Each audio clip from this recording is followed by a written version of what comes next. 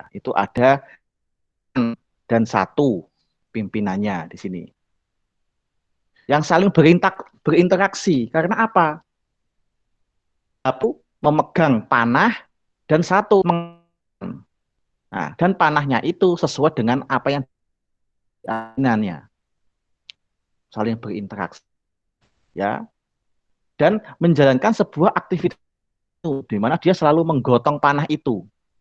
Dan tujuan panah sesuai yang ditunjuk oleh pimpinannya.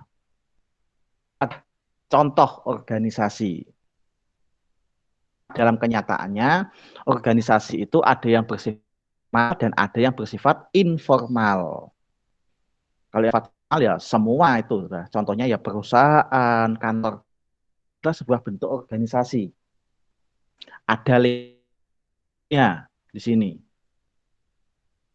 Tapi informal, contohnya apa? Kalau misalnya bekerja kelompok, ada tugas kelompok, satu keluarga misalkan. Nah, jadi satu kurang lebih isinya 8 sampai 9 mahasiswa. Nah, 8 mahasiswa itu apa? Sudah lebih individu. Saling kamu yang bagian ini, kamu bagian ini. Pembagian tugasnya itu ada. Nah, hanya saja di sini aktivitasnya itu tidak berkelanjutan. Cukup sampai itu kumpulkan. Tapi tujuan jangka pendek. Yang penting tugas untuk mata kuliah ini kumpulkan. Itu adalah visi dari organisasi. Nah, konsep dasarnya di sini secara teknologis. Nah, slide yang kedua di sini ada alat, anggota, bagian atau badan. 3 macam tentang organisasi, yaitu adanya proses pembagian kerja dan sistem kerjasama, yaitu hampir sama ya sama tadi ya, aksi gitu. Kalau di sini tujuan belum dimasukkan. Ini unsur organisasi ada sekelompok orang, adanya kerjasama, tujuan. Nah, interaksi belum di sini. Bisa nanti ditakan di sini. Nah, isinya tadi sudah itu kesimpulan elemen yang saling berinteraksi dalam suatu kesatuan utuh dan secara simultan. Simultan itu sama ya berproses ke arah tercapainya tentu di sini. Sudah paham dari definisi dan juga dari definisi organisasi? Oke. Mbak Lisa Yulianti ada? Ada. Oke. Minggu yang lalu ya, minggu sudah membahas apa itu definisi manajemen, ada 6M+I dan lain sebagainya ya. Untuk ini kita membahas tentang organisasi. Minggu yang lalu kita bahas bahwa teman-teman diciptakan untuk menjadi seorang manajer ya kan, bukan seorang leader. Karena teman-teman kali ilmu-ilmu di mana ini untuk mempersiapkan Anda ketika Anda sudah lulus dari KK. Oke, Mbak Lisa, pertanyaan saya, nggak usah takut, salah. Misalkan besok pada suatu saat dan di mana Mbak Lisa menjadi seorang manajer, Mbak Lisa mempunyai bawahan, ya otomatis kan Mbak Lisa bagian dari ya kan, cuma posisinya sebagai pimpinan manajer, ya. Punya bawahan tadi yang gambar yang ngangkat nah tadi. Seandainya ada bawahan yang tidak tujuan, tidak satu misi, satu visi dengan sehingga setiap kebijakan bisa ambil bawahan lalu buat masalah, tidak mentaati kebijakan bisa, terus intinya kayak gitu. Dan ilah pegawai senior, misalkan seperti itu. Pegawai bukan pegawai yang baru masuk, yang baru saja menjadi pimpinan atau baru saja manajer. Yes. Bagaimana sih Mbak Lisa untuk mengatasi pegawai ini? Apa? Memberi nasihat sebagai senior itu harus memberi bagi apa junior-juniornya gitu Pak. Secara baik-baik tentunya. Oke, itu Ya, aja. iya selama tidak apa kalau Mas kan apa sikap tidak itunya sama visi misi saya ya apa saya mengikuti peraturan yang ada memang seharusnya dipecat atau dikeluarkan dari organisasi ya saya mengikuti. Oke. Itu kejem. Jadi gini, ya. Dalam mengambil sebuah keputusan, ya, Mbak Li juga harus dipertimbangkan masalah kelangsungan hidup bawahan Anda. Kalau misalkan Anda, tadi saya kan nggak menyebutkan, kalau misalkan bawahan tulang punggung keluarga, terus Anda pecat, gimana? Khususnya anak dan istrinya. Kita ke sana, Mbak. Kita nggak bisa menuruti ego kita. Nah, ini ada prosedurnya. Makanya saya tanya, kenapa? Gimana solusinya? Kalau Mbak Lisa sebagai pimpinan, baru saja diangkat. Sedangkan pegawai ini adalah pegawai yang sudah lama mengabdi. Nah, dari pertimbangan masa kerja kan Mbak Lisa jauh di bawahnya. Ya, mungkin ada sesuatu hal yang menyebabkan dia masalah jenjang karirnya dengan Mbak Lisa. Panggil dulu, betul. Dipanggil tentang masalahnya apa di sini. Apakah ada masalah kebijakan perusahaan ataukah ada dengan saya?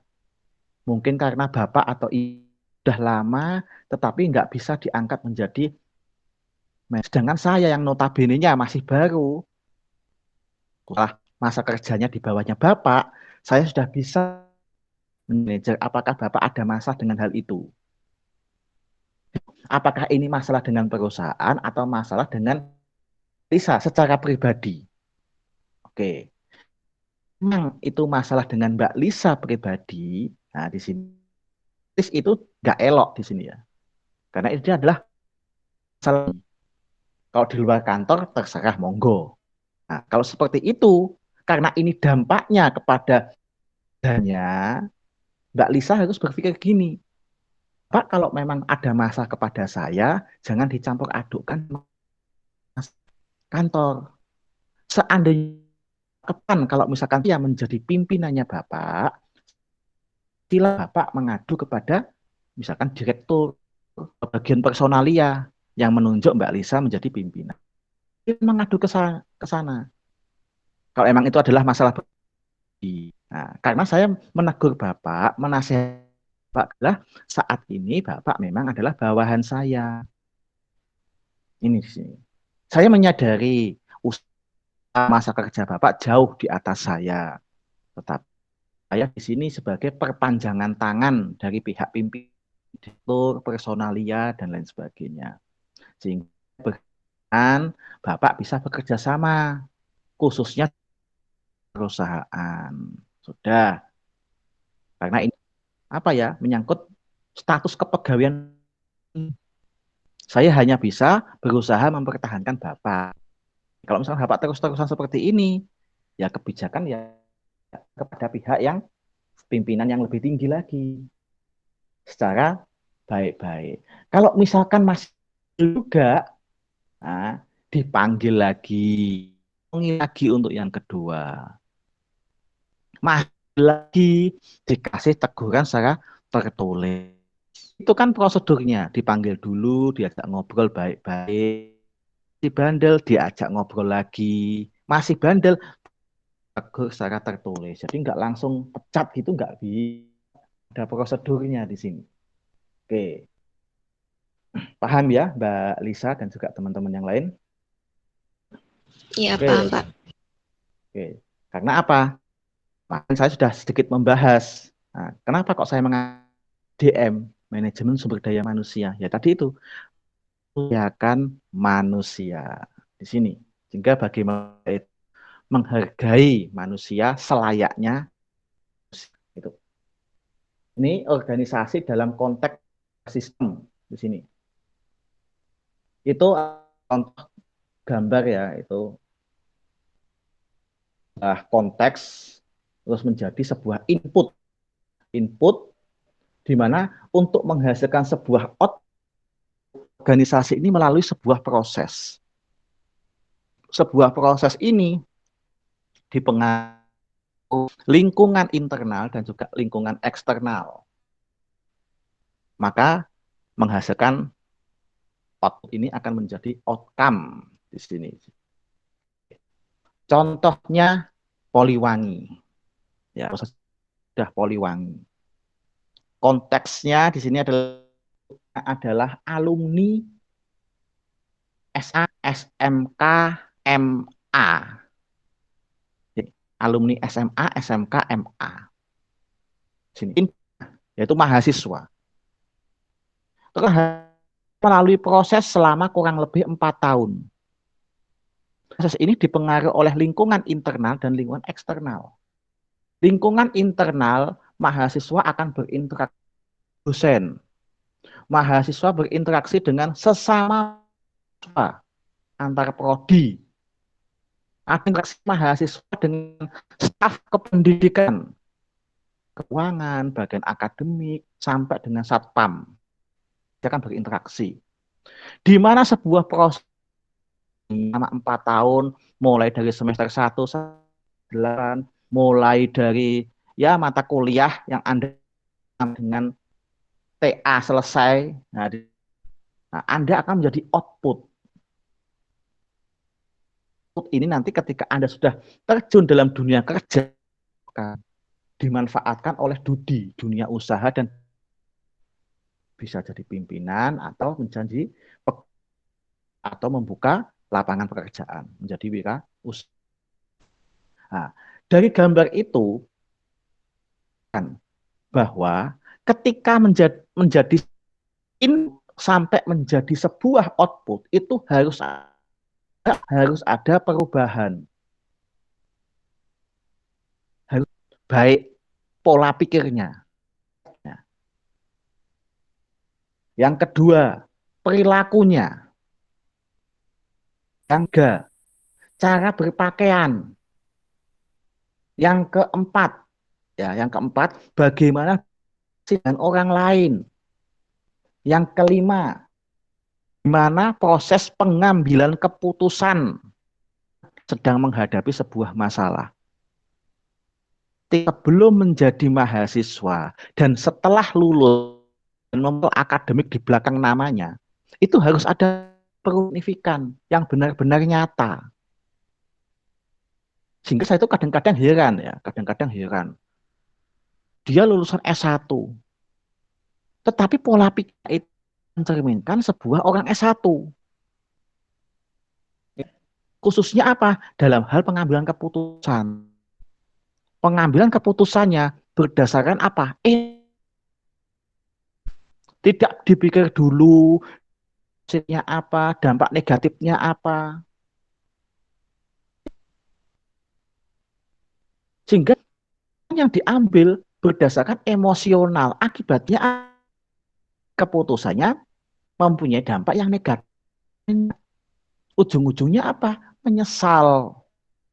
Apalagi keputusan yang diambil ini mengikut nasib orang lain. Itu bahaya. Itu. Mungkin di kelas B saya pernah ngomong gitu, karena pernah di kelas 1 kali ya. Kalau di Google Meet ini ya, kuliah online, saya selalu mengusahakan on time. Jadwal. Saya tidak mau mengubah-ubah jadwal karena saya menghargai Bu Deni membuat jadwal, karena buat jadwal itu susah banget. saya menghargai. Saya nggak mau mindah-mindah jadwal apa di luar sampai jam 4. Ada perkuliahan misalkan jam di atas jam 4, apalagi sampai malam mulai misalkan. Saya kasihan kepada Anda karena jam-jam itu sudah sama jam-jam keluarga, kumpul dengan orang tua, jam-jam santai, lihat TV, jalan-jalan, ataupun yang aktivitas tak mau mengganggu. Sehingga biarpun pagi jam setengah 8 on time. Tetapi kalau yang di offline ya mengajar di kelas, saya beda. Karena saya menyadari ketika Anda datang dari rumah, dari kosan, itu banyak sekali kendala-kendala. Sudah berangkat jam 7, pas. Kalau aman, datangnya tepat waktu. Di jalan, sepeda motor Anda kena paku, bocor, baru dulu. Sehingga Anda terlambat. Kalau di Anda terlambat, monggo silahkan. Karena saya menyadari datang ke kampus itu banyak sekali hal yang di luar prediksi. Kok di sini Google Meet, saya selalu mengawalinya dengan saya. Pun teman-teman ini masih ada yang belum join atau berusaha berpikir positif. Namanya saja mengaruhi oleh sinyal ya sama kuota.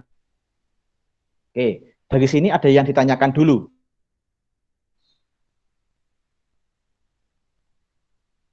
Jangan lupa sarapan. Kok tak lihat-lihat itu yang ini Mbak nomor 11 itu siapa? Mbak Mei itu Kak. Yang kerudung hitam itu. Kayak yang angop-angop aja. Ngantuk tambah. Nah, itu depan itu. Kan sudah berkali-kali bilang sarapan lebih penting daripada menanti sebuah harapan. Apalagi harapan palsu. Sarapan bisa bikin kenyang, bisa fokus. Tapi kalau harap, ya PHP itu sudah bikin sakit hati. Gitu. Ya Mbak, angop aja. Nggak ada? Oke, dilanjutkan di sini. Oke, lingkungan. Nah, itu satu yang mencakup keseluruhan elemen yang terdapat batas-batas suatu organisasi. Ya. Yang untuk mempengaruhi sebagian atau organisasi secara keseluruhan. Di sini. Tadi ada lingkungan secara internal, secara eksternal. Tadi yang internal contohnya teman-teman berinteraksi dengan tenaga kependidikan, dengan sesama teman, lain sebagainya di sini. Itu juga mempengaruhi kenyamanan ketika teman-teman ada. Kalau misalkan Anda mendapat yang baik dari teman-teman tenaga kependidikan, ngurusi tunggakan SPP, misalkan seperti itulah. Kan pelayan yang bagus, Anda senang kuliah. Oh, juga lingkungan internal, misalkan ya perkuliahannya itu nyaman, bersih. Kan contohnya, misalkan nggak usah muluk-muluk, misalkan yang sirkulasi udaranya bagus. Anda pun sekolah, kuliah pun juga akan betah, kerasan di kampus di sini. Nah, sedangkan lingkungan eksternal itu banyak sekali faktornya. Nah, itu contohnya. Kalau misalkan ini bukan kampus lah contohnya ya, tapi bisa dimasukkan dengan ini. Ya, misalkan industri, bahan baku, tenaga kerja, keuangan, pasar, kondisi ekonomi, pemerintah dan kebudayaan. Saja pemerintah itu kebijakan-kebijakan yang berhubungan dengan dunia kampus. Bagaimana Poliwangi ini menyesuaikan dengan kebijakan dari Kemendikbud. Oke, kebudayaan juga. Misalkan kita nggak usah jauh-jauh. Habis ini Nabi tanggal abang, otomatis Anda libur menyesuaikan. Itu teknologi yang digunakan. Misalkan kok di kelas itu menggunakan LCD, ada alat-alat bantu yang membuka akses perkuliahan. Semua itu termasuk apa? Termasuk studi usaha dan dunia industri. Itu juga mempengaruhi banget. Kenapa? Dengan kurikulum. Berhubungan dengan kuliah yang ditentukan selama 4 tahun. Nah, itu harus ada penyesuaian dengan studi. Oke. Apa organisasi itu harus ada. Oke, ya Mbak, apa Mas Didit, monggo, nggak apa-apa. Oke, itu harus ada. Nah, ini ada jawaban-jawabannya. Untuk mencapai tujuan, manusia itu adalah makhluk sosial. Manusia tidak bisa hidup individu. Manusia membutuhkan bantuan orang lain. Sehingga untuk mencapai manusia itu harus berinteraksi dengan manusia yang lain untuk sama-sama mencapai tujuan. Mungkin zamannya SD ya, zaman SD. Mungkin ada guru Anda yang pernah bilang, mungkin kan, kalau satu lidi itu dipatahkan gampang. Tapi kalau satu ikat lidi mau susah. Pernah ya, tahu ya? Nah, itu contoh bahwa apabila satu individu itu mencapai tujuan itu susah. Bisa lama, butuh perjuangan. Tetapi kalau kita bekerja sama itu apa? Lebih mudah. Makanya mungkin yang muslim ya pakai kerudung. Saya bilang Allah itu menciptakan ada sela-sela di antara jari kita. Nah, tiap-tiap selanya ada jaraknya. Itu tujuannya apa? Agar jari kita dengan jari orang lain itu bisa saling. Ketika kita jatuh, teman kita bisa membantu untuk membangkitkan kita, memberikan support, semangat. Begitu juga dengan Anda, dengan pasangan Anda, acara Anda, itu loh. Saya itu nggak paham masalah filosofi seperti itu, nggak paham. Kalau pasti akan ketawa itu. Nah, ketika jarak antara jari dengan jari, karena kita itu untuk saling menguatkan, bukan untuk saling menjatuhkan. Nah, mencari pasangan, sama mencari apa? Personil dalam organisasi yang bisa diajak kerjasama, yang bisa apa? Punya pikiran mencapai tujuan yang sama. Satu frame itu loh. Intinya kayak gitu. Misalkan ya kita contoh logis saja. Logis. Kalau misalkan Anda dan pasangan Anda sering gegeran, intinya tidak sejalan, Anda nganan dia ngiri pola pikirnya, mengindikasikan nggak jodoh, selesai sudah. Saya masih masa-masa penjajakan. Apa? Di organisasi proses ada seleksi administrasi dulu dari lamaran.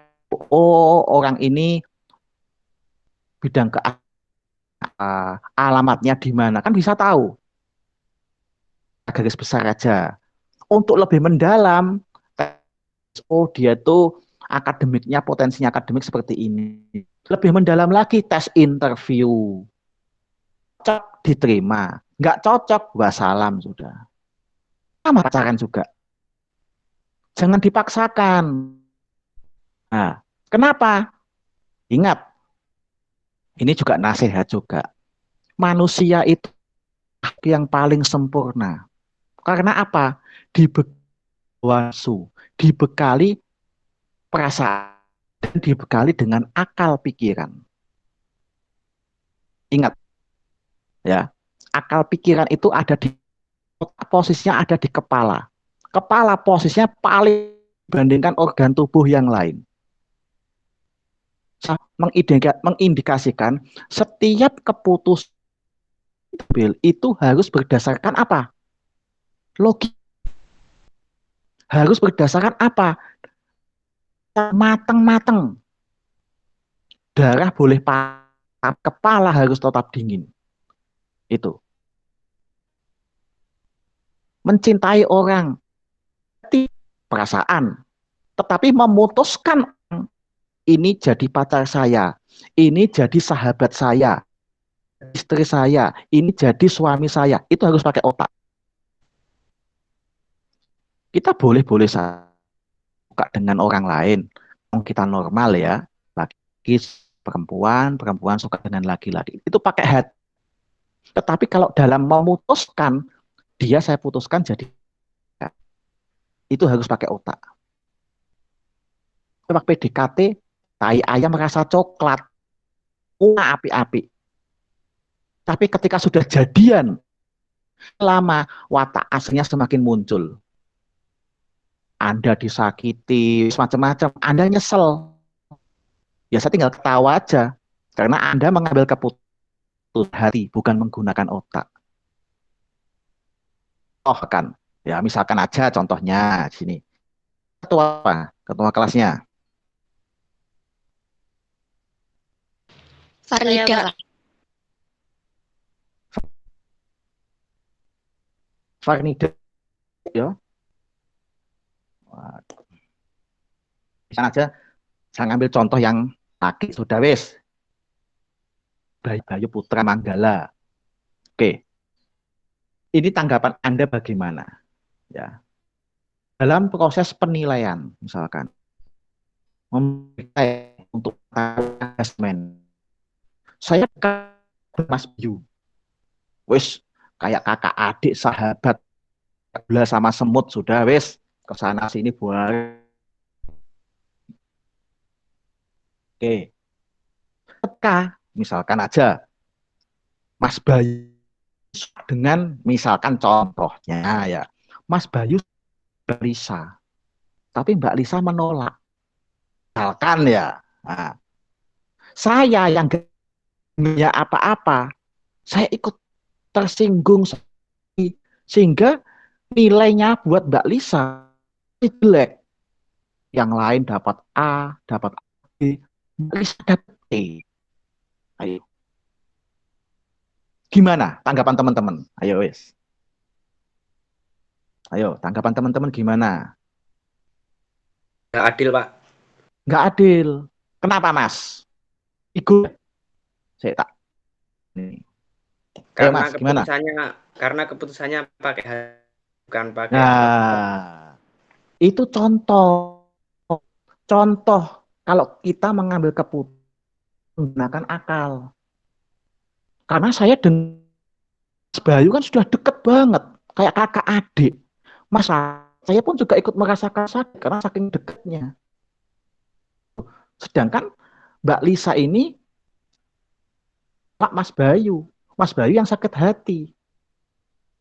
Tapi mau balas nggak bisa. Akhirnya saya memberi nilai. Padahal nilainya Mbak Lisa bagus. Yang lain dapat A, dapat AB, dia sendiri yang dapat C. Ya sama kayak gitu. Kalau misalkan ada putusan dengan menggunakan apa? Hati. Apa? Hati itu gampang ditipu. Wes, contoh sudah. Misalkan yang ada misalkan seorang gila ganteng lah, selalu perhatian sama, mengingatkan makan, misalkan ada apa ke kosannya Samen membawakan makanan, ngajak jalan-jalan, lain sebagainya, selalu menggunakan kalimat-kalimat yang puitis dan lain sebagainya. 1 bulan, 2 bulan, lupa.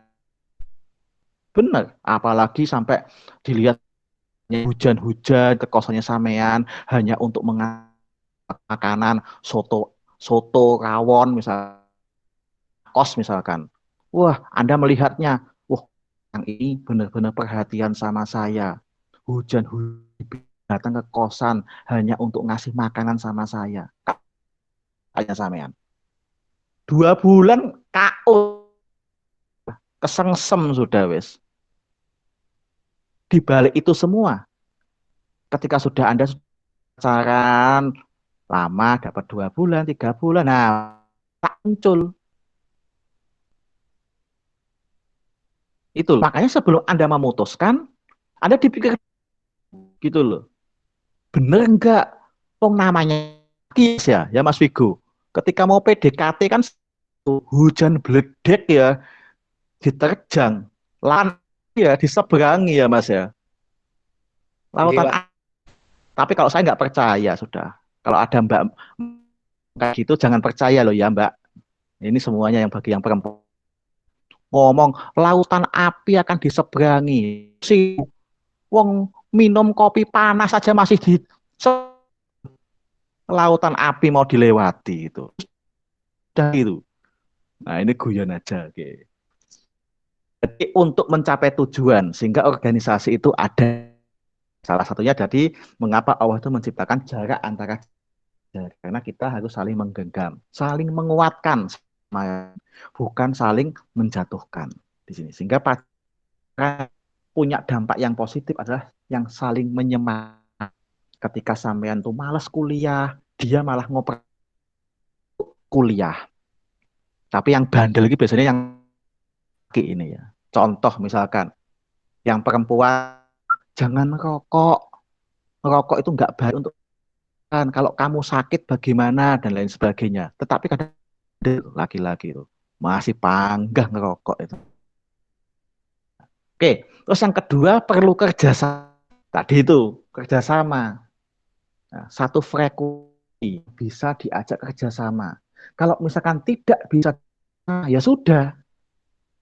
Contoh misalkan, zaman SMA, ya zaman SMA atau kuliah ini ya, ketika ada tugas kelompok, pasti ada 1 atau 2 teman-teman Anda yang leyeh, main HP, terus gak ikut megawe, namanya ikut dicantumkan. Pasti berarti dia ini adalah contoh yang tidak bisa diajak kerja sama. Itu perlu pembagian tugas atau itu betul. Namanya manusia atasan. Tidak bisa semua aktivitas itu secara sendiri. Makanya manajemen itu ada tingkatannya. Ada top manajemen, ada mid dan ada low manajemen. Top manajemen itu lebih terfokus pada pembuatan kebijakan. Middle management terfokus pada apa? Penyampaian kebijaksanaan untuk ke low management. Low management itu lebih terfokus pada teknikal yang berhubungan dengan aktivitasnya. Contoh, kalau di Poliwangi misalkan, top manajemen adalah direktur, wakil direktur di sini. Terus ketua senat itu adalah top manajemen, membuat kebijakan. Middle management itu Kapolri, menyampaikan kebijaksanaan dari pimpinan teman-teman yang lain untuk dan lain sebagainya. Termasuk dosen juga menyampaikan pada mahasiswa. Kalau yang low management itu kan contohnya ya satpam, langsung tasnya ya termasuk OB, sapu-sapu, itu adalah seperti itu. Sehingga perlu kita tekan ya. Coba kita bayangkan aja. Ada low management. Sopo sing gelem nyapu-nyapu. Sopo sing sat. Sehingga dalam artian kita menduduki jabatan tertinggi, misalkan kayak Mbak Lisa tadi saya contoh. Mbak Lisa jadi manajer. Nggak boleh mentang-mentang. Ingat, ya, pim tanpa bawahan itu bawahan tanpa pimpinan itu pincang.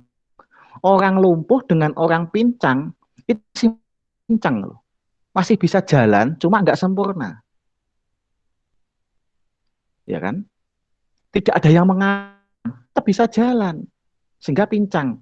Tapi kalau bawahan susah, semua pekerjaan handle dewean. kita punya itu loh. Sehingga kita harus adanya bagian tugas. Tuh. Ya contoh sederhana kalau dalam orang yang sudah menikah, ya kayak saya tiap hari itu mesti dimarahi sama istri. Kenapa? Saya selalu ya khususnya adalah umbah-umbah, nyuci-nyuci berat. Nah, saya ini bukan berarti nggak percaya, tapi apa? Ini adalah saling bantu. Saya yang jemur, ketika sering saya yang ngentasi, istri yang masukkan ke dalam lemari. Itu namanya pembagian tugas. Semuanya istri, ya kasihan toh. Karena saya menikahi istri bukan untuk jadi pembantu. Dia untuk menjadi apa? Pendamping hidup. Yaitu tadi, melekat antara jari saya dengan jari saya. Jangan dikira puitis loh ya. Wah, nanti kira, Pak Dhani puitis. Bukan. Saya itu hanya seorang dosen, Mas. Bukan seorang pujangga yang pandai merangkai kata-kata, Mas. Oke. Terus yang keempat, adanya teknologi. Perlu teknologi, itu jelas. Ya, semua aktivitas itu tidak lepas dengan teknologi. Karena dengan teknologi, aktivitas kita itu sudah dikerjakan. Manajemen lingkungan, terus jelas sudah sampai dengan kekuasaan, wewenang, dan juga pengendalian. Struktur organisasi adalah peta atau skema atau kerangka yang menggambarkan keseluruhan unit. Sini, mungkin sambil dilihat slide-nya itu kok mati Mbak Nurul itu. Nah, itu ada direktur, kepala, sehingga dalam organisasi itu kita bisa melihat kita ada di posisi di mana. Bawahan kita, atasan kita apa saja. Misalkan ada hambatan-hambatan, kita koordinasi dengan siapa. Semua jelas. Itu. Semua tergambar dalam struktur organisasi. Nah, adanya komponen di sini. Tugas jelas, misalkan divisi, maka dia mengerjakan semua di perusahaan. Divisi personalia adalah mengerjakan proses treatment sampai dengan proses PHK. Divisi pemasaran, dia hanya mengerjakan bagaimana produk yang dihasilkan ini laku. Itu sudah. Dan lain sebagainya. Itu adalah pembagian. Terus hubungan pelaporan resmi. Nah, jadi hubungan pelaporan berarti ke atas. Nah, pemasaran, keuangan, dan SDM itu langsung manajer utama atau direktur utama. Pengelompokan individu menjadi bagian dalam organisasi secara keseluruhan. Individu yang ada di organisasi itu mempunyai kemampuan yang tidak sama. Ya, nggak sama. Ada misalkan ini kebanyakan kalau cewek itu betah, telaten, hingga akan menjadi admin di kantor laptop. Tapi yang laki-laki ini jenuh kalau nang kantor, biasanya laki-laki lapangan. Itu kita sudah, sehingga kayak misalkan divisi pemasaran itu banyak lagi. Perempuannya mungkin hanya untuk administrasi. Divisi keuangan kebanyakan. Karena apa? Perempuan telaten. Ya, merekap angka-angka yang jelimet-jelimet. Orang laki-laki enggak. Kebanyakan perempuan. Karena punya apa? Kemampuan yang sama. Terus sistem hubungan dalam organisasi, komunikasi, koordinasi, pengintegrasian, dan juga baik itu secara vertikal ataupun secara horizontal. Integrasian itu apa? Penyatu paduan, kolaborasi kerjasama. Itu namanya pengintegrasian. Oke. Ini bentuk organisasi, ada fungsional, ada program, dan juga matriks. Itu bisa di contohnya, membedakannya. Itu. Ditanyakan dulu. Pak, saya mau tanya. Sopo? Saya Sopo? Mei. Mei. Oh, nama bulan ini ya, Mei ya. Ya. Ya, gimana Mbak? Di PPT Bapak itu ada gambarnya yang direktur, bawahnya itu kepala divisi, sampingnya kepala divisi, sampingnya lagi kepala divisi. Kok bisa gitu, Pak? Maksudnya kepala divisi di sini kan banyak itu apa gimana? Itu hanya contoh saja Mbak. Jadi itu kalau divisi itu diganti, monggo kan yang paling kiri diganti kepala divisi, yang tengah kepala divisi SDM, yang paling kanan diganti kepala divisi, tambah lagi kepala divisi litbang penelitian, monggo nggak apa-apa. Tapi yang intinya kepala divisi itu yang sama. Contoh, misalkan di TPHT, Kaprodi MBP, Kaprodi sama kedudukannya. Namanya saja. Itu loh. Intinya sama saja.